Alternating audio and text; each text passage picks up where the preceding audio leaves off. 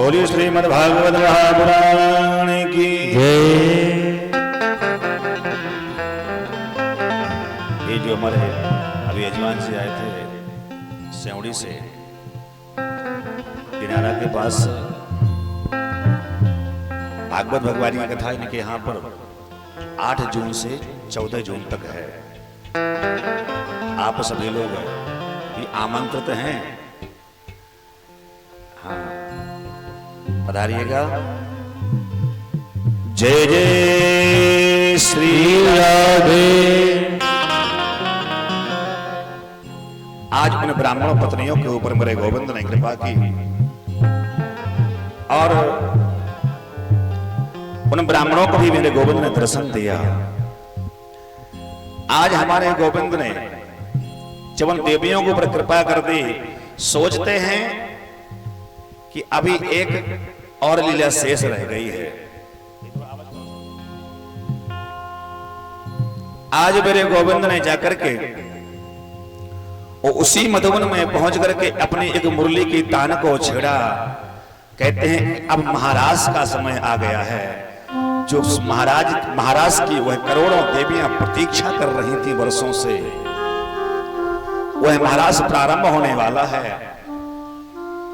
उन देवियों ने मेरे गोविंद का दर्शन करने का मन बनाया, लेकिन क्या करें, परिवार के लोगों के चक्कर में वह दर्शन करने से वंचित हो जाती थी हर बार। आज सब देवियां अपने अपने घरों में विराजमान थीं और सभी देवियों ने घर में विराजमान होकर के आज मेरे गोविंद जब सुंदर सी बंसी को बजाया तो सारी गोपियां अपने मन में ये सोचती थी कि मानो कन्हैया हमारा नाम लेकर के हमको बुला रहा है। ललिता को लग रहा था कि वह कन्हैया मेरा नाम लेता है। कहता है ललिता मेरे पास आ जाओ, विशाखा मेरे पास आ जाओ। ये अपने अपने मन में उनको ऐसा लगता है कि मेरा गोविंद मुझे बुला रहा है, मुझे पुकार रहा है। हजारों गोपियां अपने अपने काम को करती हैं, महाराज उस अपने घर परिवार को त्याग करके मेरे गोविंद की तरफ दौड़ लगा देती हैं। इतना सुंदर श्रृंगार की हुआ देवियों ने, महाराज ये प्रेम की राह जो होती है ना वो अटपटी होती है। हम आपको पहले भी बोल चुके हैं कि भगवान के प्रेम में जीवात्मा को ऊपर कुछ दिखाई नहीं देता, चाहे वो कोई भी हो, चाहे इंसान का प्रेम हो या परमात्मा का प्रेम हो। वो सारी की सारी देवियां गोविंद के ऊपर दौड़ लगाने लगी, सुंदर सुंदर सो श्रृंगार कर रही हैं वो। महाराज अब वो श्रृंगार भी इतना अटपटो है जाए वह देवी को तो कि जो होठों वाली वस्तु है उनको आंखों में लगा लिया, आंखों वाली वस्तु को होठों में पोत लिया। अद्भुत श्रृंगार, जिसको चोटी पीछे करने चाहिए वो चोटी को आगे गोद लिया। ऐसा अद्भुत श्रृंगार को करके और वहां से चल देती है। महाराज एक गोपी अपने घर में थी, उसी समय उसका ससुर आ गया। वो गाय के लिए भूसा बना रही थी खाने के लिए। वही समय ससुर बोले बहू नेक मारे को भोजन तो दे दे। अब उसको चित्त ठिकाने है ही ना। मैंने बोला ना कि प्रेजेंट बॉडी एब्सेंट माइंड, अब होता है ना तो व्यक्ति कुछ भी कर सकता है। अब वो तो गाय की सेवा कर रही है, वो गाय की, अब उसका ध्यान कहाँ है, उस बंसी की धुन पर है। उसमें गोविंद मेरा नाम लेकर के पुकारता है, आ जाओ आ जाओ। वो गाय की सेवा भले ही कर रही है लेकिन मन उसका वो कहीं और है। ससुर ने कहा कि बहू मारे को बहुत जोर दे, भूख लग रही है, इन्हें भोजन दे दे। तो वह ने वही गाय को भूसा उठा के ससुर के सामने रख दो, ले खा ले। वह को इतना पता ही ना है कि ससुर को भूसा दिया कि गाय को रोटी दी। वह देवी वहां से निकलती है। इतनी समय में उसके पति देव आ जाते हैं। वो जब पति देव आए, पति देव ने कहा देवी तुम कहां जा रही हो? देवी ने कहा प्रभु मैं गोविंद का दर्शन करने के लिए जा रही हूं और हम नहीं रुक सकते, हम चले जाएंगे। उसके पति ने कहा, देवी तुम यहां से जा नहीं सकती, हम तुम्हें जाने नहीं देंगे। उस देवी ने कहा, स्वामी जी अगर आप भगवान से मिलने, मेरे प्रियतम से मुझे मिलने नहीं जाने दोगे, फिर कहां जाने दोगे? उसके पति ने कहा कि यदि तुम उसके पास चली जाओगी तो लौट करके कभी नहीं आओगी, इसलिए हम तुम्हें वहां जाने से रोकते हैं। उसके पति ने अपने पति को, अपनी पत्नी को कमरे में डाल दिया, कमरे में बंद कर दिया, बाहर से सांकर लगा दी और कहा, देवी अगर तुम में अब शक्ति है तो जाकर के दिखाओ।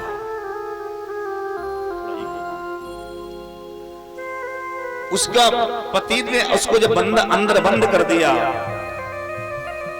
उसकी पत्नी ने अपने पति के सामने हाथ जोड़े, वो किवारों के पीछे खड़ी हुई देवी ने कहा, स्वामी जी मैं आपसे प्रार्थना करती हूँ, आपके चरणों में लेटकर प्रणाम करती हूँ, मुझे आज गोविंद से मिलने को जाने दो स्वामी।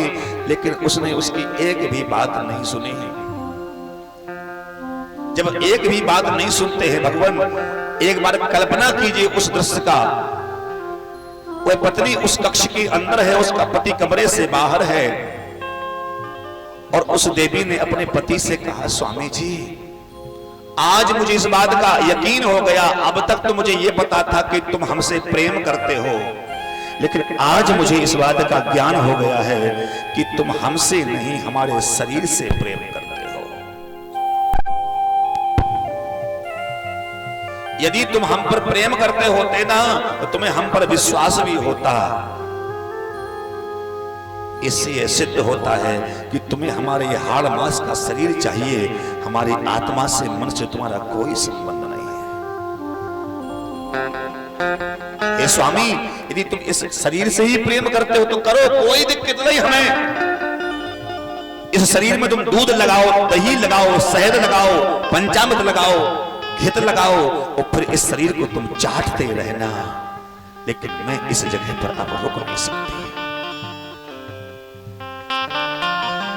उस देवी ने आज अपने शरीर को त्याग दिया, उस शरीर को त्याग करके उस गोविंद के पास जाती है तो भगवान से कहते हैं, प्रभु आज मुरली बजा गया कोई, आज मुरली बजा गया, आज मुरली बजा गया, मुरली बजा गया, आज मुरली बजा गया, आज मुरली बजा गया, आज मुरली बजा गया कोई, आज मुरली बजा गया कोई,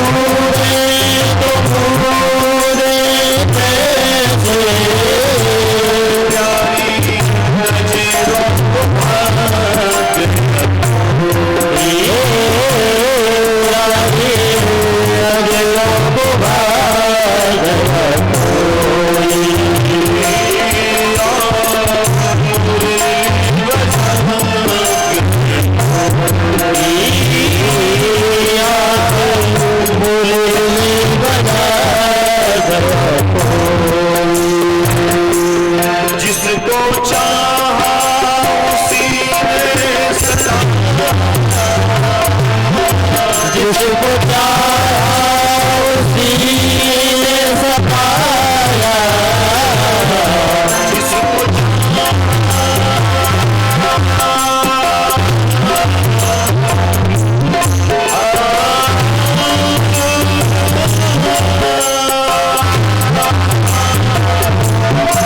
जिसको चाहा उसी ने सताया, जिसको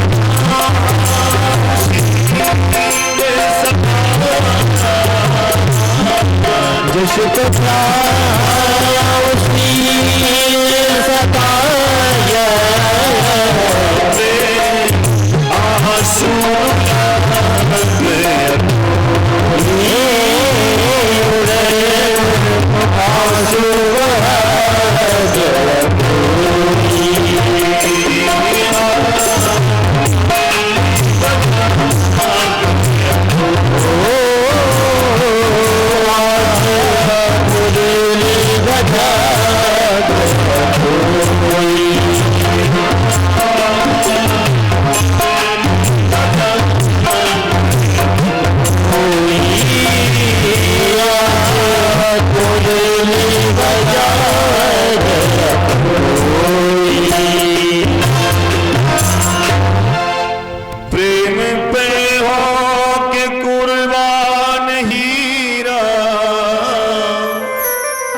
जान अपनी लुटा गया कोई, आज मुरली बजा गया कोई। उन करोड़ों देवियों ने बंधो जब उस परमात्मा की उस अमृत वर्षणी मुरली का रसपान किया, करोड़ों देवियां महाराज दौड़ते हुए उस जंगल में जाकर के पहुंच गए। आज शरद पूर्णिमा की रात्रि है, ध्यान देना। जो देवियां हैं, जो गोपियां हैं, वो कोई स्त्रियां नहीं है। आज यहां पर जो महाराज हो रहा है ना, भागवत के प्राण हैं। और जो महाराज में जो कथा आती है, जो प्रेम कथा है, वो एक इंसान के प्रेम की कथा नहीं है, एक जीवात्मा और एक परमात्मा के मिलन की कथा है। वह करोड़ों देवियां जब चलती हुई मेरे गोविंद के चरणों में के पास पहुंची, वह देवियां जब वहां पर पहुंचती हैं, हजारों देवियों के इस बीच में हमारे गोविंद खड़े हुए थे।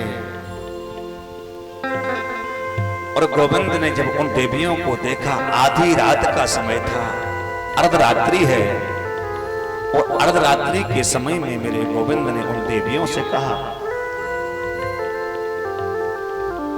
स्वागतम वो महाभागा, प्रियम क्यों करिवाणि वहाँ। देवियों, आप लोग इस अंधेरी रात में इस जंगल में चले आए, आइए, आपका स्वागत है। लेकिन क्या मैं जान सकता हूं कि आप लोग यहां क्यों आए हो? महाराज, जब गोविंद ने इस बात को सुना, उन देवियों ने इस बात को सुना कि कन्हैया ने कहा कि देवी क्यों आई हो, तो गोपियां अपने मन में सोचती हैं कि पहली बात तो तुम हमको बुलाते हो, और जब तुम्हारे पास कोई आ भी जाए तो फिर कहते हो क्यों आए हो।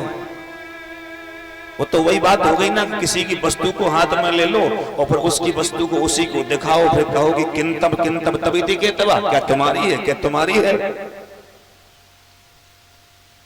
उन देवियों ने कहा, अपने मन में कहती हैं, गोविंद से कुछ नहीं कहा। कन्हैया ने कहा, देवियों आप लोग ये बताओ क्यों आई हो। गोपियां शांत स्वभाव से खड़ी हुई थी। अरे हम समझ गए, आप लोग पता है किस लिए आई हो। गोविंद खुद कह रहा है अपने मन से, और खुद उत्तर दे रहा है, खुद प्रश्न कर रहा है।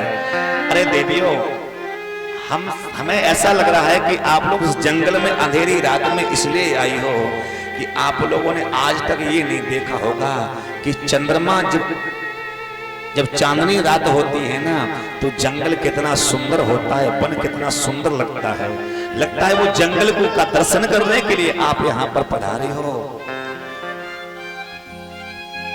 उस देवियों ने एक शब्द भी अपने मुंह से नहीं बताया। देवियों, हमें लगता है आप लोग इसलिए आधी रात को आई हो कि आपको ये देखना होगा कि शरद पूर्णिमा की रात्रि में चंद्रमा कितना सुंदर लगता है जंगल में। क्या ये सब देखने को आई हो? देवियां एक भी शब्द अपने मुख से नहीं बोलती। उस गोविंद ने कहा, देवियों एक बार बताऊं आपको, क्या तुमने शास्त्र नहीं पढ़े? क्या तुमने अपने बड़े बुजुर्गों से कोई शिक्षा प्राप्त नहीं की? देवियां कुछ नहीं कह रही हैं। गोविंद कहते हैं, देवी तो तुमने अपने बड़े बुजुर्गों से कोई तुमने बात नहीं सीखी है?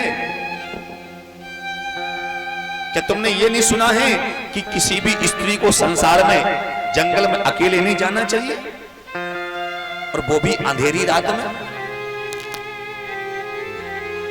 इसलिए हे देवियों, एक पतिव्रता नारी को घर से बाहर अकेला नहीं निकलना चाहिए। अगर तुमने इस जंगल की सुंदरता को देख लिया हो तो देवी तुम अभी लौट करके चली जाओ घर पर।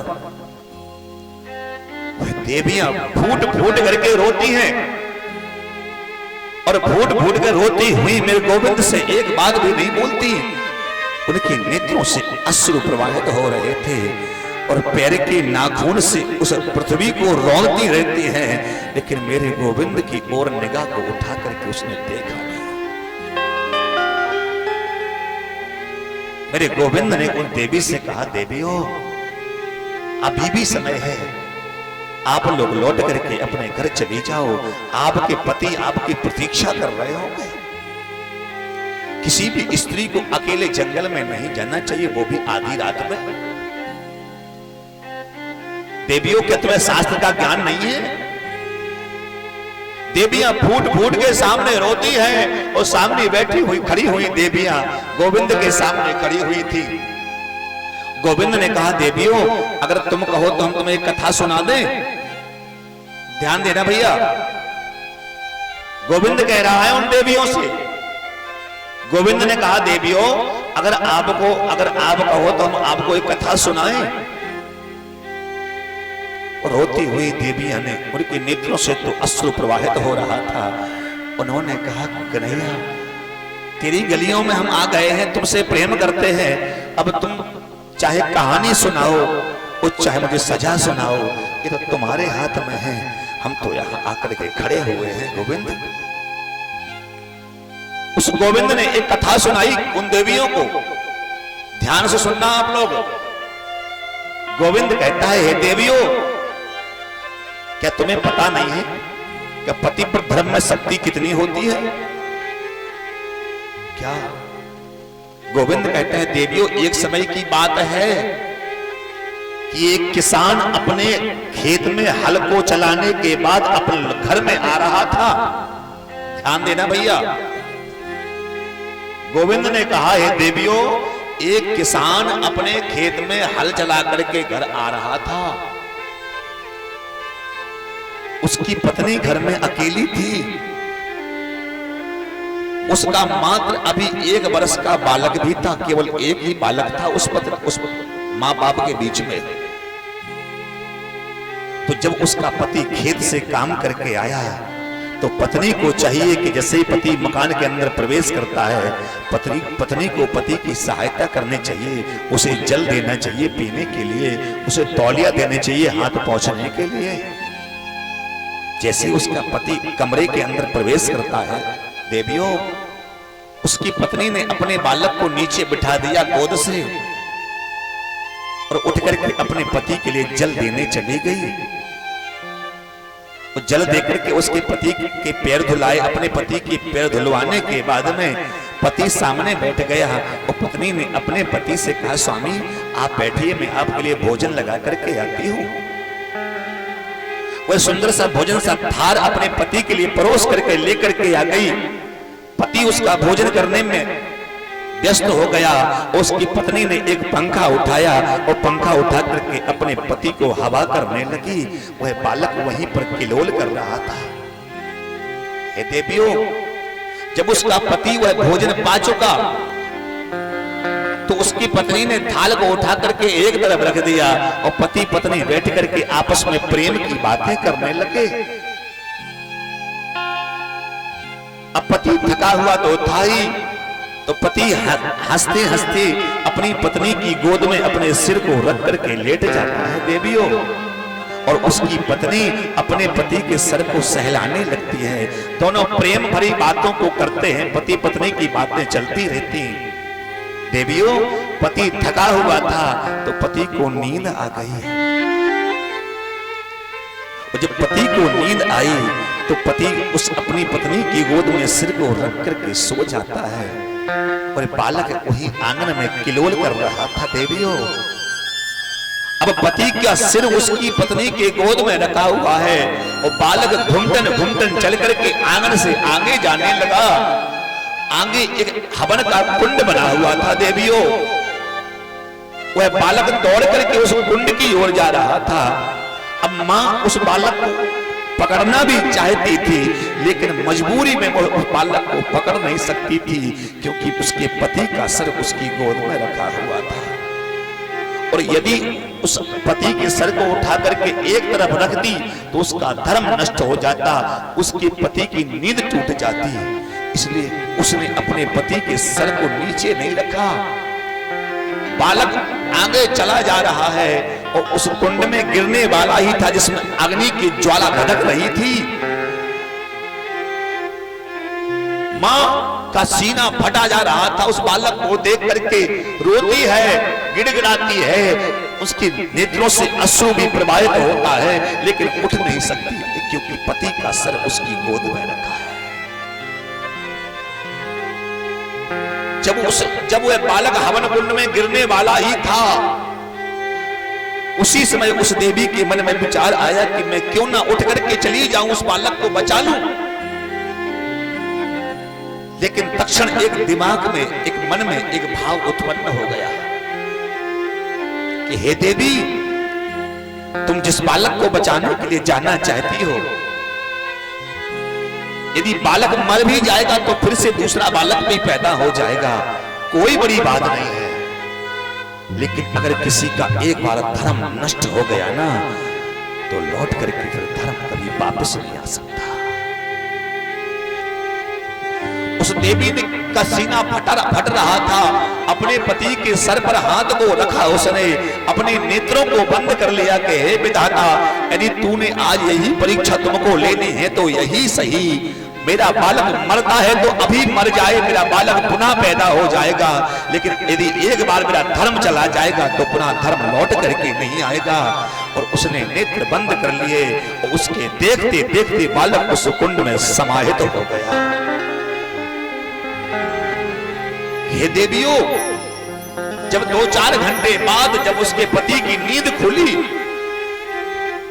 तो जैसे ही नींद खुलती है, वह मां जैसे किसी ने उसके शरीर से प्राण निकाल लिए हो, दौड़ती हुई उस कुंड की ओर भागने लगती है और भागती हुई जाकर के उस कुंड के सामने गिर पड़ती है। मेरा लाल लाल चिल्लाती हुई उस कुंड के पास पहुंचती है तो हे देवियों, मेरे परमात्मा ने उसने धर्म की रक्षा की। इस धर्म के खातिर जब उसने जाकर के देखा तो उस हवन कुंड में उसका बालक पुष्पों पर बैठा हुआ किलोल कर रहा था। देवियों, वो आग भी उस बालक का कुछ नहीं बिगाड़ सकी। अगर आपको ये बात छोटी लगती हो तो मैं शास्त्र की बात बोलता हूं आपको। भगवान विष्णु में भी ताकत नहीं थी कि जलंधर का वध कर सके, जब तक उसकी पत्नी का धर्म नष्ट ना किया गया हो।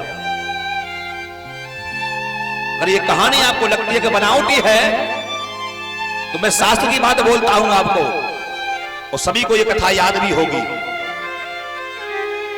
जलंधर की पत्नी पतिव्रता होने के कारण उस जलंधर को तीनों लोगों में विजयी हो गया था। पत्नी पति का वो अस्त्र होती है कि चारों दिशाओं में उसके पति का कोई बाल बांका नहीं कर सकता है। स्त्री की शक्ति को कमजोर मत समझना कोई। अगर स्त्री सीता है तो स्त्री काली भी है, अगर स्त्री गौरी है तो स्त्री दुर्गा भी है।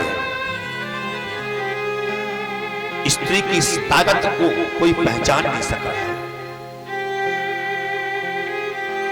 उस नारी के धर्म की, उस नारी ने अपने धर्म की रक्षा की, जिसके फलस्वरूप उसके बालक को वह अग्नि भी जला नहीं सकी बंधो। इसलिए गोविंद कहते कि हे देवियों, अभी भी मौका है, तुम लोग अपने अपने पतियों के पास लौट जाओ। देवियों के मुख से एक शब्द नहीं निकला। देवियां और फूट फूट करके रोती हुई मेरे गोविंद से कहती हैं, बोले कन्हैया आपने बहुत सुंदर कथा सुना दी। ये कथा सुनकर के मेरा हृदय गदगद हो गया गोविंद, लेकिन यदि अगर आप कहो तो ये कथा हम भी आपको सुना दें। ध्यान देना आप। गोपियां कह रही हैं कन्हैया से, बोले कन्हैया यदि आपका मन हो तो ये कथा हम भी आपको सुना दें क्या? कन्हैया बोले सुना दो, कोई बड़ी बात नहीं।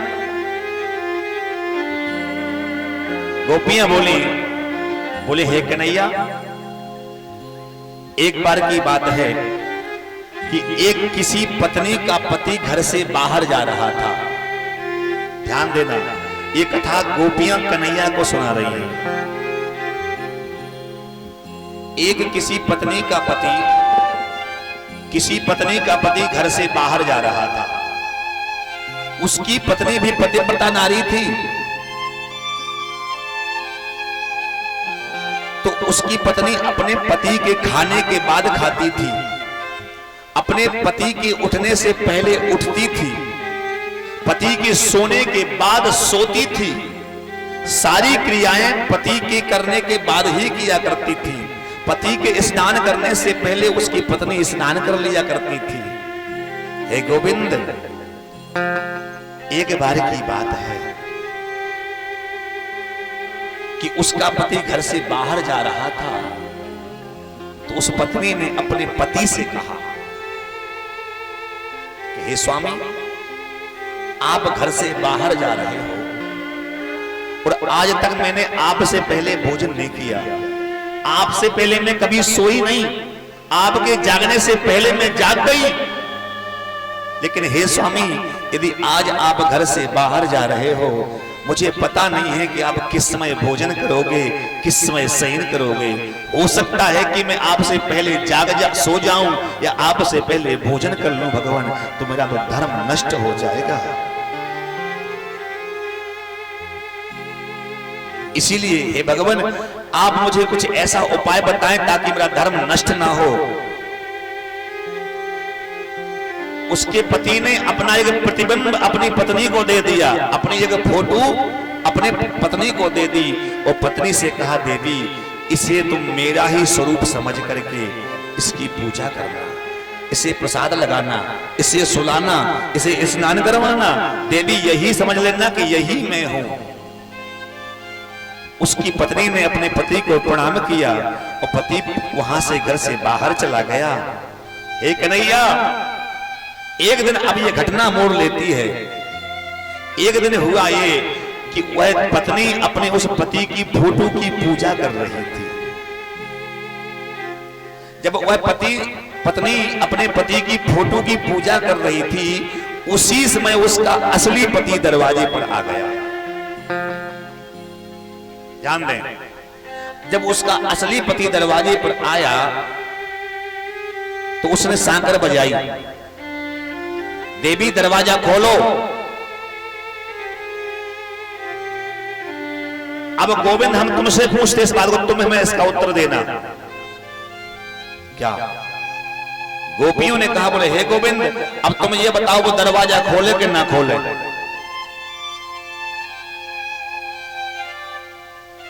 अगर वो दरवाजा खोलने को जाती है तो धर्म नष्ट यहां होता है, क्योंकि पति की सेवा में किसी और को बीच में नहीं आना चाहिए। अगर वो यहां से जाती है तो वह भगवान अपने पति की सेवा कर रही है, तो धर्म नष्ट यहां होता है। और अगर नहीं जाती है तो वहां उसका असली पति खड़ा है, वहां भी धर्म नष्ट हो रहा है। गोविंद अब तुम बताओ, उसकी पत्नी क्या करे? फोटो की पूजा करे कि वहां दरवाजा खोलने जाए? गोविंद ने कहा, देवी तुम भी पागल हो। जब असली पति आ गया है सामने तो डुप्लीकेट की क्या जरूरत है?